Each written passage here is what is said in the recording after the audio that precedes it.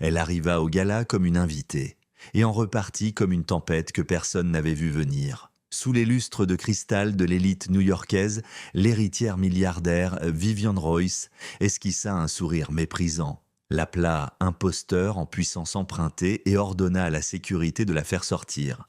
Les flashs crépitèrent, les rires fusèrent, et l'arrogance emplit la salle. Ce que personne ce soir-là ne savait, c'est que la femme noire qu'il venait d'humilier était Amara Lewis, PDG autodidacte à la tête d'un empire de 40 milliards de dollars, et qu'avant l'aube, elle posséderait tout l'empire de la famille Royce. Le gala de la fondation Royce devait célébrer l'avenir de l'innovation. Au lieu de cela, il mit à nu la pourriture cachée sous le marbre poli et les sourires de façade. Amara Lewis descendit de sa voiture sous la grande marquise de l'hôtel Royce. Les caméras crépitèrent, les journalistes chuchotèrent et une douzaine d'objectifs se braquèrent sur elle. Elle était l'une des dirigeantes les plus influentes du pays, fondatrice de Lewis Global Holdings, une entreprise qui avait transformé des sociétés en faillite en réussite milliardaire. Pourtant, en entrant dans la salle de bal, les regards se tournèrent, non pas avec respect, mais avec jugement. L'air sentait le parfum, le pouvoir et l'argent ancien. Chaque poignée de main semblait répéter, chaque sourire calculé. Et au centre de tout cela se tenait Vivian Royce, l'héritière du groupe Royce, une dynastie bâtie sur l'héritage, non sur l'innovation. « Amara » susurra Vivian d'un ton sucré, sa voix dégoulinant de condescendance. « Ravi que vous ayez pu venir. Je ne savais pas qu'ils avaient élargi la liste des invités cette année. » Amara répondit d'un sourire calme. « Le progrès s'élargit un peu plus de chaque année. » Le sourire de Vivian se figea. « Bien sûr, mais essayez de rester dans la zone réservée aux invités ce soir. La sécurité confond parfois les étrangers. » Les invités rirent poliment, faisant semblant de ne pas entendre le venin du commentaire. Amara ignora la pique et se dirigea vers la table des donateurs, mais les murmures la suivirent. Nouvelle riche, invitée de publicité. Chaque mot était une lame. Viviane, pas rassasiée, glissa à son assistante. « Préparez une bouteille.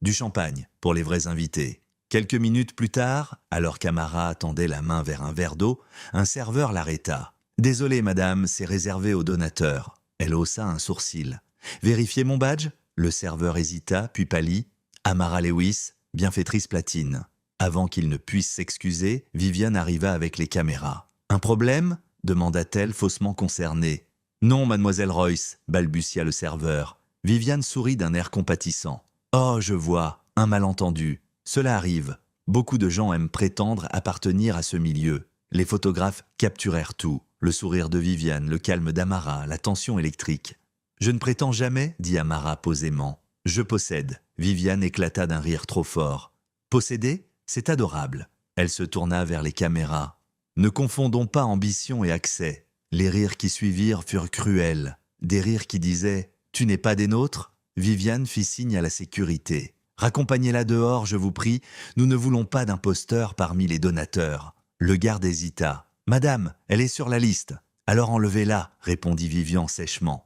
La salle tomba dans un silence glacial tandis qu'Amara était encerclée. Les flashs pleuvaient comme des balles, mais elle ne broncha pas, ne supplia pas.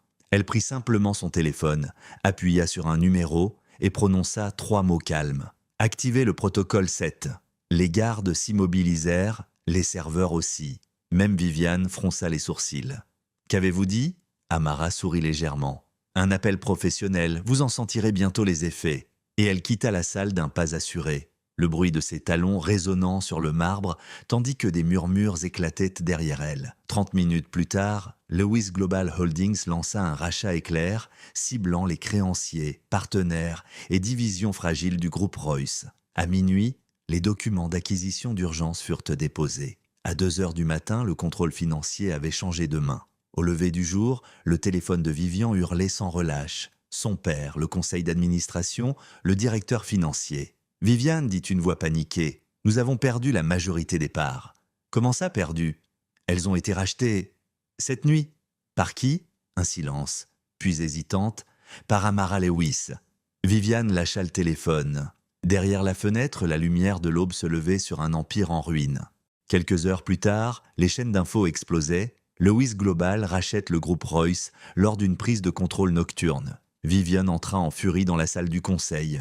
Amara était déjà assise à la tête de la table, calme, droite, inébranlable. « C'est une plaisanterie » hurla Vivian. « C'était votre entreprise » répondit Amara. « C'est la mienne maintenant. C'est de la vengeance. »« Non » dit Amara doucement. « C'est de la correction. » Viviane rougit. « Tu regretteras ça? Tu crois que le pouvoir s'achète?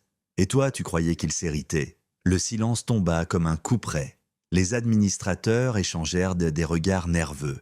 Les caméras, derrière les vitres, enregistraient déjà. Amara se leva. « Hier soir, vous avez essayé de m'effacer d'une salle pleine de gens prêchant le progrès. Vous m'avez rappelé que le respect cessé n'est pas toujours donné au mérite. Parfois, il faut le prendre. » Elle tendit un dossier à la secrétaire du conseil. Effectif immédiatement, tous les postes détenus par la famille Royce sont révoqués. Le personnel sera maintenu sous de nouveaux contrats et toutes les clauses discriminatoires de cette société seront supprimées. Vivian tente encore. « Tu ne peux pas? Je peux. Et je l'ai déjà fait, » trancha Amara. Elle se tourna vers la presse, attendant derrière les portes vitrées. Les flashs éclatèrent de nouveau. Mais cette fois, c'était elle qu'on voyait, debout, souveraine. « L'arrogance s'effondre plus vite lorsqu'elle sous-estime l'intelligence, » déclara-t-elle. « Le nom Royce a bâti un royaume sur l'exclusion. Aujourd'hui, ce royaume appartient à tous ceux qu'on a un jour empêchés d'en franchir les portes. » La phrase fit le tour du monde en quelques heures. Les marchés saluèrent son coup d'éclat, qualifié de décisif et visionnaire. La dynastie Royce fut dissoute, absorbée, oubliée. Et Amara Lewis n'avait pas seulement acheté un empire, elle avait racheté son respect, avec les intérêts. Si vous pensez que le silence n'est jamais une réponse à l'arrogance, faites entendre votre voix. Likez cette histoire, partagez-la et dites-nous dans les commentaires d'où vous la regardez et quel moment vous a le plus marqué. Abonnez-vous et activez les notifications pour d'autres récits où le pouvoir rencontre la justice.